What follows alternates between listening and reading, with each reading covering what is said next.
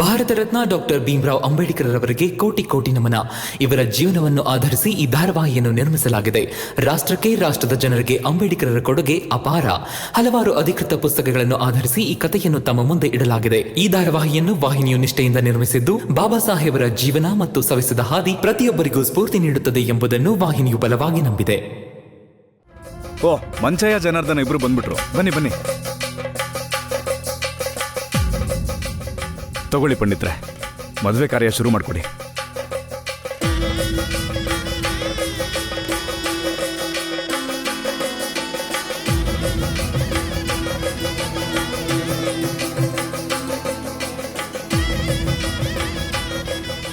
ವಧುವರ ಇಬ್ರು ಮನೆ ಮೇಲೆ ಬಂದು ನಿಂತ್ಕೊಳ್ಳಿ.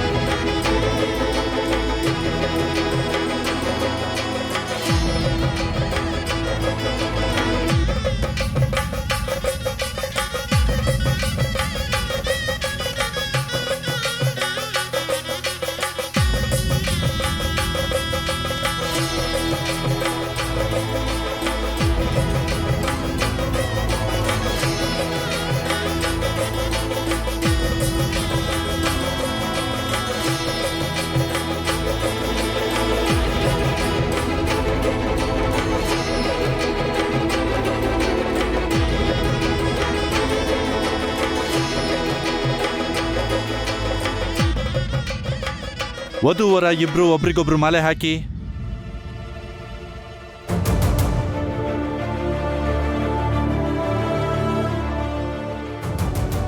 ಪದ್ಮಾ, ನಿನ್ ಕೈನಲ್ಲಿರೋ ಹಾರನ್ ಹಾಕು.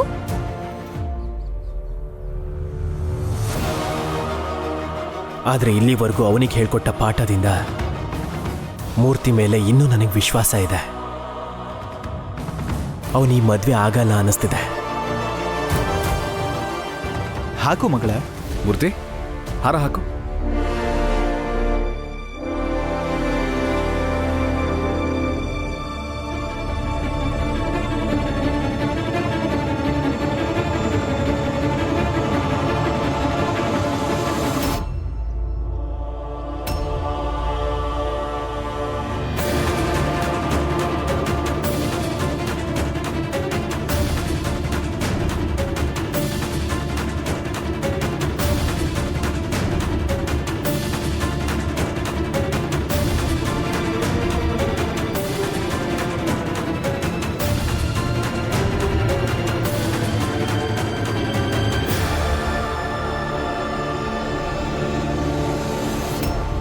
ಪದ್ಮಾ, ನಾನು ನಿನ್ ಗಂಡ ಆಗೋನಲ್ವಾ?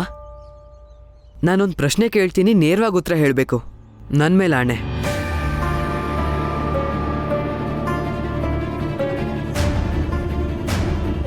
ಏನ್ ಹೇಳ್ತಾ ಇದೀಯ ಮೂರ್ತಿ ನೀನು? ಮಾತಾಡ್ಲಿ ಬಿಡಿ ಅವನು. ನೀನ್ ಕೇಳು ಮಗು. ಕೇಳಿ. ಪದ್ಮಾ, ನಿನ್ ಮನ್ಸು ನನಗೆ ಹಾರ ಹಾಕ್ಬೇಕು ಅಂತ ಇದೆಯೋ ಇಲ್ಲ ಚಿಟ್ಟೆ ಹಿಡಿಬೇಕು ಅಂತ ಇದೆಯೋ? ಇವೆರಡರಲ್ಲಿ ನಿಂಗೆ ಏನ್ ಮಾಡ್ಬೇಕು ಅನ್ನಿಸ್ತಿದೆ?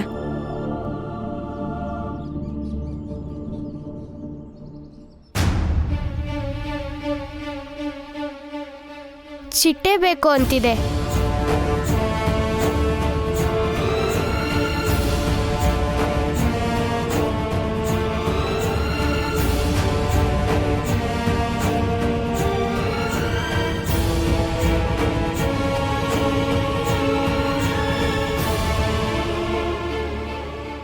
ದಯವಿಟ್ಟು ಇವಳನ್ನ ಕ್ಷಮಿಸ್ಬಿಡಿ. ಇವಳ ಆ ಥರ ಹೋಗ್ಬಾರ್ದಾಗಿತ್ತು.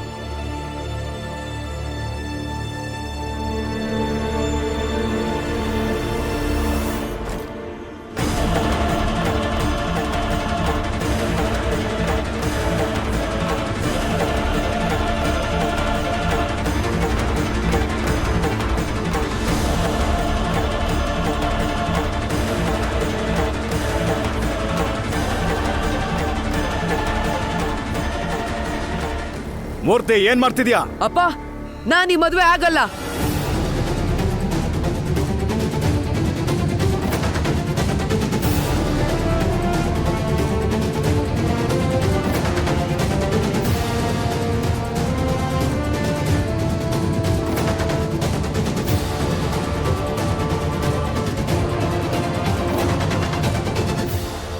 ಏ ಪುರುಷೋತ್ಮ, ನಿನ್ನ ಮಗನಿಗೆ ಬುದ್ಧಿ ಹೇಳು.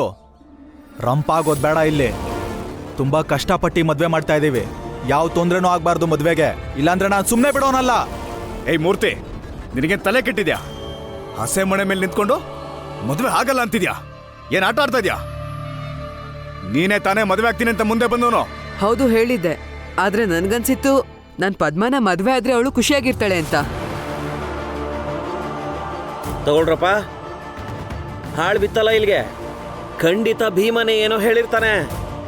ಮೂರ್ತಿ ಮನೆಗೆ ಹೋಗಿದ್ನಲ್ಲ ಇವನು, ಅಲ್ಲೇ ಏನೋ ಹೇಳಿ ತಲೆ ಕೆಡಿಸಿರ್ತಾನೆ. ಭೀಮಣ್ಣ ಏನೂ ಹೇಳಿಲ್ಲ, ನೀವೆಲ್ಲ ನನ್ ಜೊತೆ ಮಾತಾಡಿ. ಏನ್ ಮಾತಾಡೋದು? ಏನಂದ್ರೆ ನನ್ಗೆ ಹಾರ ಹಾಕೋಕ್ಕಿಂತ ಪದ್ಮಾಗೆ ಚಿಟ್ಟೆ ಹಿಡಿಯೋದ್ರಲ್ಲೇ ಖುಷಿ ಜಾಸ್ತಿ ಇದೆ. ಇದನ್ನ ಅರ್ಥ ಮಾಡ್ಕೊಳ್ಳೋದಕ್ಕೆ ನಾನು ತುಂಬಾ ಸಮಯ ತಗೊಂಡೆ. ಭೀಮಣ್ಣ, ರಮಾತ್ಗೆ ಮತ್ತೆ ಉಳ್ದವರು ನನಗೆ ಅರ್ಥ ಮಾಡಿಸಿದ್ರು, ಆದ್ರೆ ನಾನು ಅರ್ಥ ಮಾಡ್ಕೊಳ್ಳಿಲ್ಲ.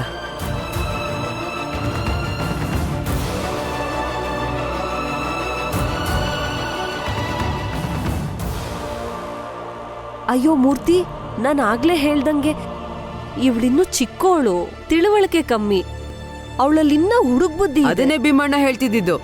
ಇದು ನಾವಿಬ್ರು ಮದ್ವೆ ಆಗೋ ವಯಸ್ಸಲ್ಲ, ಇದು ನಾವ್ ಓದ್ಬೇಕಾಗಿರೋ ವಯಸ್ಸು. ಅದ್ ನಂದೇ ಆಗಿರ್ಲಿ, ಪದ್ಮ ಅದೇ ಆಗಿರ್ಲಿ.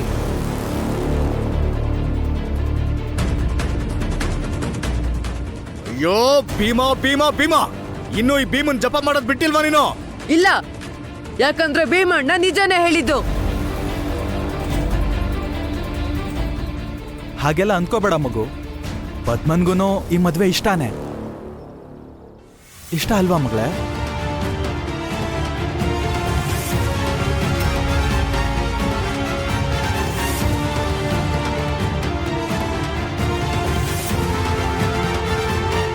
ಪದ್ಮ ಇಷ್ಟ ಇದೆ ಅಂತ ಹೇಳು. ಹೇಳು ಪದ್ಮ. ಇಷ್ಟ ತಾನೇ ಪದ್ಮ? ನೋಡಿ, ಮಕ್ಕಳ ಮೇಲೆ ಹೀಗೆ ಒತ್ತಡ ಹಾಕೋದು ಸರಿಯಲ್ಲ. ಪದ್ಮ,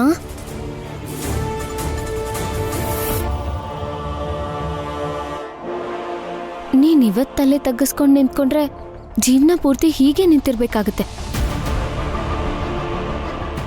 ಇನ್ಯಾವತ್ತೂ ನೀನು ಬಣ್ಣದ ಚಿಟ್ಟೆ ಜೊತೆ ಆಟ ಆಡಕ್ಕಾಗಲ್ಲ. ಚಿಟ್ಟೆ ಹಾರೋದನ್ನ ನೋಡೋದಕ್ಕೆ ನಿನ್ ಕೈಲಿ ಆಗೋದೇ ಇಲ್ಲ.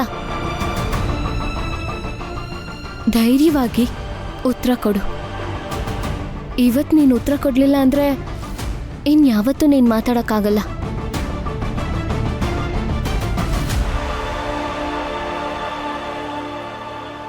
ಅಯ್ಯೋ, ಏನ್ ನಡೀತಾ ಇದೆ ಇಲ್ಲಿ? ಯಾಕ್ರಿ ಕರೆದ್ರೆ ಇವ್ರನ್ನ ಮದ್ವೆಗೆ? ಪದ್ಮ,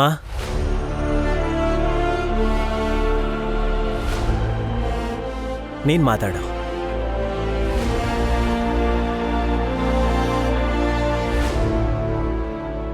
ಹೌದು ಪದ್ಮ, ಮಾತಾಡು. ಮಾತಾಡು ಪದ್ಮ. ಏ ಸಾಕ್ ಮಾಡ್ರಿ, ನನ್ನ ಮಗಳು ಇವಳು. ಏ ರಮಾ, ಏನ್ ನಾಟಕ ಮಾಡ್ತಿದ್ಯಾ? ತೊಲ್ಗೆ ಇಲ್ಲಿಂದ.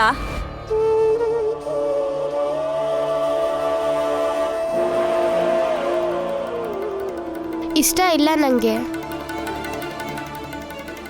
ನನಗೆ ಮದುವೆ ಇಷ್ಟ ಇಲ್ಲ.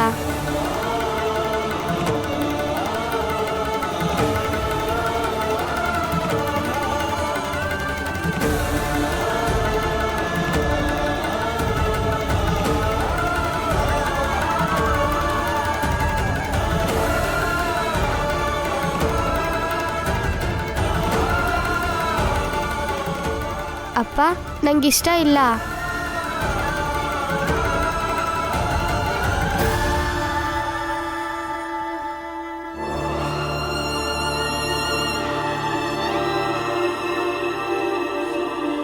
ಅಪ್ಪ ಅಮ್ಮ ನನಗೆ ಬಲವಂತ ಮಾಡಿ ಪದೇ ಪದೇ ಮೂರ್ತಿನ ಭೇಟಿಯಾಗಿ ಸ್ನೇಹ ಬೆಳೆಸ್ಕೊ ಅಂತ ಈ ಮೂಲಕ ಒಬ್ರಿಗೊಬ್ರು ಇಷ್ಟಪಡೋ ಥರ ಆಗುತ್ತೆ ಅಂತ. ಆಮೇಲೇನೆ ಮೂರ್ತಿ ಮದುವೆಗೆ ಒಪ್ಪಿದ್ದು. ಆದರೆ ನನಗೆ ಮದುವೆ ಇಷ್ಟ ಇಲ್ಲ.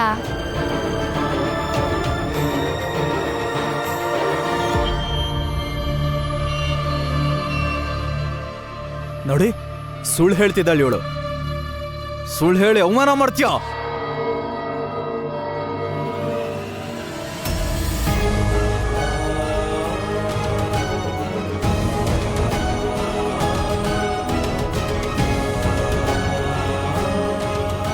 ಇಷ್ಟೊತ್ತು ಅನಿವಾರ್ಯವಾಗಿ ಸುಮ್ಮನೆ ಇದ್ದೆ ನಾನು. ಆದರೆ ಈಗ ಸುಮ್ಮನಿರಲ್ಲ, ನಾನು ಮಾತಾಡ್ತೀನಿ. ಯಾಕೆ ಅಂದರೆ ಇದು ಪದ್ಮ ಭವಿಷ್ಯ ಮತ್ತು ಮೂರ್ತಿಯ ಹಿತ ಕಾಯೋ ವಿಷಯ. ಅದಕ್ಕೆ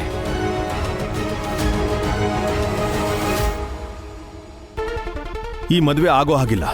ಈ ಮದ್ವೆ ಆಗೋ ಹಾಗಿಲ್ಲ ಅಂದ್ರೆ ಆಗೋ ಹಾಗಿಲ್ಲ. ಈ ಮದ್ವೆ ಹೌದು, ಈ ಮದುವೆ ಆಗೋ ಹಾಗಿಲ್ಲ. ಹೌದು, ಈ ಮದುವೆ ಆಗೋ ಹಾಗಿಲ್ಲ. ನೋಡಿ, ನಾನು ಕೆಟ್ಟವನಾಗ್ಬೇಕಾಗತ್ತೀಗ. ಯಾರ್ಯಾರಿಗೆ ಈ ಮದುವೆ ಆಗೋದಿಷ್ಟ ಇಲ್ಲ ಅವರೆಲ್ಲ ತೊಲಗಿಲಿಂದ, ತೊಲಗಿಲಿಂದ ನಿಲ್ಸಿ.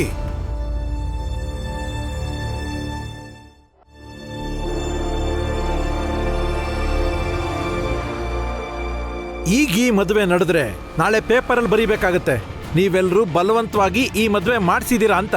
ಊರ್ಗೂರೇ ಛೀ ತೂ ಅಂತ ಉಗಿಯುತ್ತೆ ನಿಮಗೆ.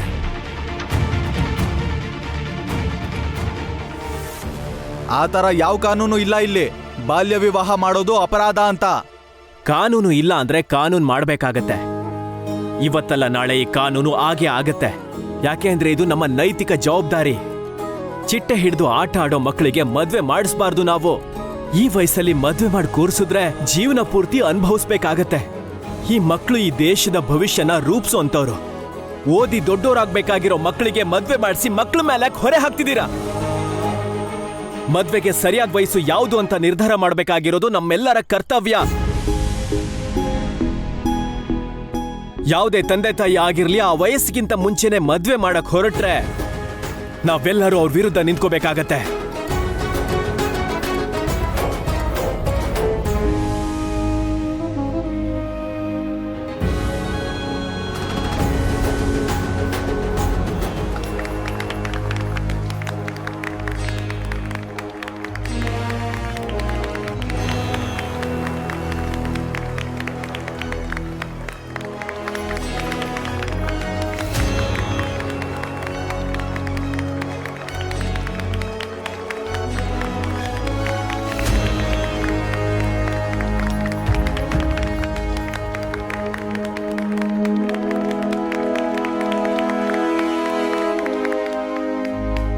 ಅಭಿನಂದನೆಗಳು, ಇಬ್ರು ಮಕ್ಳ ಜೀವನನ ಕಾಪಾಡ್ಬಿಟ್ರಿ.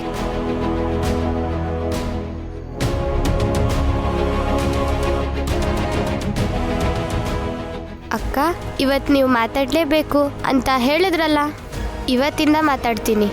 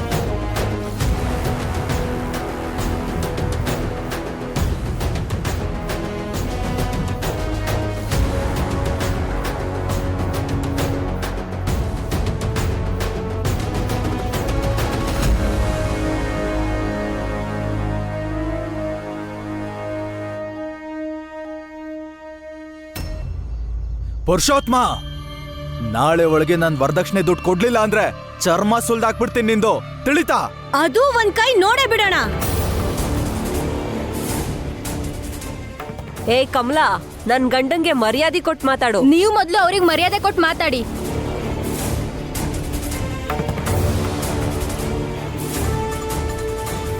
ಇದೇನಾ ಸಂಬಂಧ ಬೆಳೆಸೋ ರೀತಿ? ಮರ್ಯಾದೆ ಇಲ್ದೇನೆ ಮಾತಾಡ್ತಾ ಇದ್ದೀರಲ್ಲ. ಈಗ ಸುಮ್ನೆ ಹೋಗ್ತೀನಿ, ದುಡ್ಡು ತಗೊಳ್ದೆ ಬಿಡೋನಲ್ಲ ನಾನು. ಇನ್ನೊಂದ್ ವಿಷಯ, ನೀವ್ ಪದ್ಮಂಗ್ ಏನಾದ್ರೂ ತೊಂದ್ರೆ ಕೊಡಕ್ ನೋಡಿದ್ರೆ ನಾನ್ ನಿಮ್ಮನ್ನ ಸುಮ್ನೆ ಬಿಡಲ್ಲ. ಜೈಲಿಗೆ ಹಾಕಿಸ್ತೀವಿ. ನೀವು ಪದ್ಮನ್ ಜೊತೆ ಏನೇ ಮಾಡಿದ್ರು ನಮಗ್ ಗೊತ್ತಾಗೇ ಆಗುತ್ತೆ.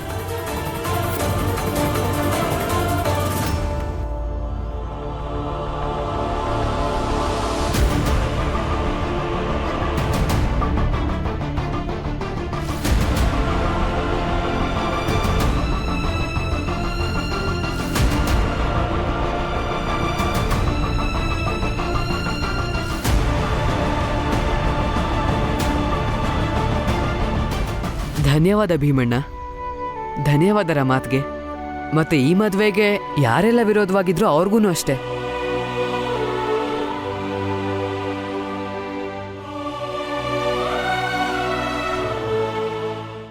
ಏಯ್, ಎಷ್ಟ್ ಚೆನ್ನಾಗಿ ತಯಾರಾಗಿ ಬಂದಿದ್ವಿ. ನಮ್ ಕತೆ ಏನು?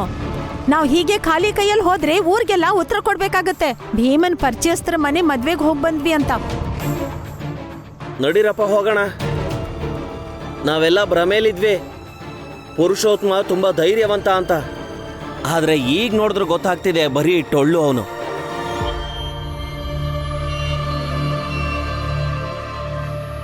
ಅರೆ ಮೂರ್ತಿ ಪುರುಷೋತ್ತಮನ್ ಮಗ ಆಗಿದ್ದಾನೆ ಸರಿ, ನನ್ನ ಮಗ ಆಗಿದ್ದಿದ್ರೆ ಮುಚ್ಕೊಂಡು ತಾಳಿ ಕಟ್ಟು ಅಂತಿದ್ದೆ.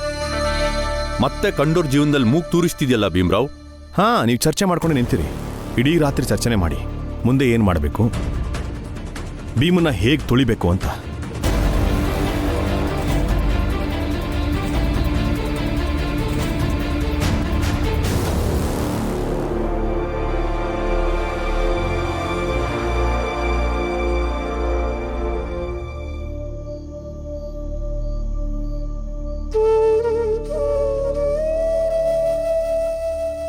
ಏನಾಯ್ತು ಮೂರ್ತಿ? ಯಾಕೆ ಅಳ್ತಿದ್ಯಾ? ಅಮ್ಮ, ಇವತ್ತು ನಾನು ಭೀಮಣ್ಣನ ಹತ್ರ ಹೇಗೆ ನಡ್ಕೊಂಡ್ನೋ ಅದು ತಪ್ಪಲ್ವಾ?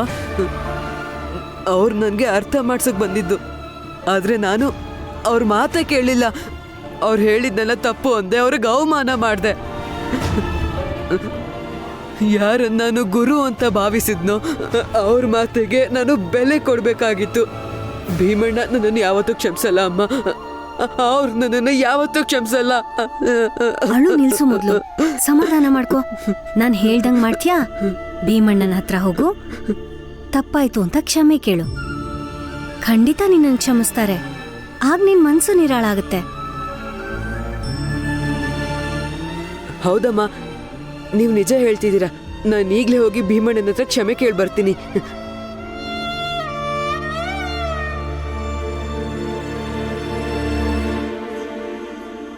ನಂಗೆ ಗೊತ್ತಿದೆ ಭೀಮನ್ ಪ್ರಭಾವ ನಿನ್ಮೇಲೆ ಎಷ್ಟಿದೆ ಅಂದ್ರೆ ಆ ಪ್ರಭಾವ ಫಲ ನೀಡೇ ನೀಡುತ್ತೆ ಅಂತ.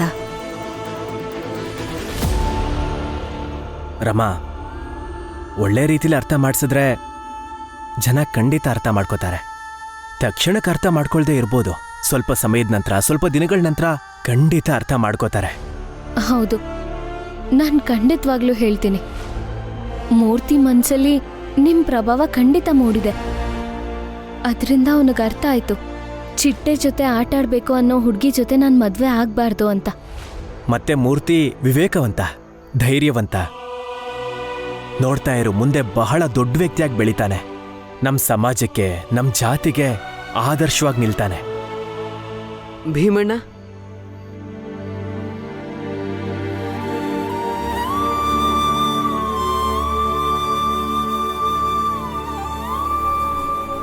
ನನ್ನನ್ನು ಕ್ಷಮಿಸ್ಬಿಡಿ. ನಿಮ್ಮ ದೃಷ್ಟಿಯಲ್ಲಿ ನಾನು ಕೆಟ್ಟವನಾಗ್ಬಿಟ್ಟೆ ಅಲ್ವಾ?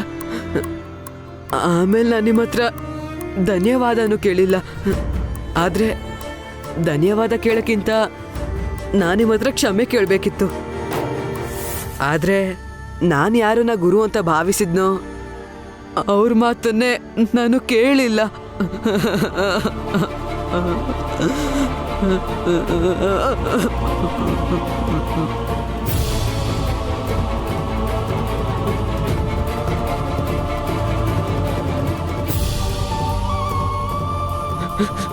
ಅಳ್ಬೇಡ ಮೂರ್ತಿ, ಅಳ್ಬೇಡ.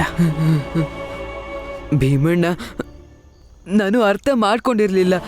ನಾನು ಯಾರನ್ನ ಗುರು ಅಂತ ನಂಬಿದ್ನೋ, ಆದರ್ಶ ಅಂತ ನಂಬಿದ್ನೋ ಅವ್ರ ಮಾತನ್ನ ಮೊದಲು ನಂಬೇಕಾಗಿತ್ತು.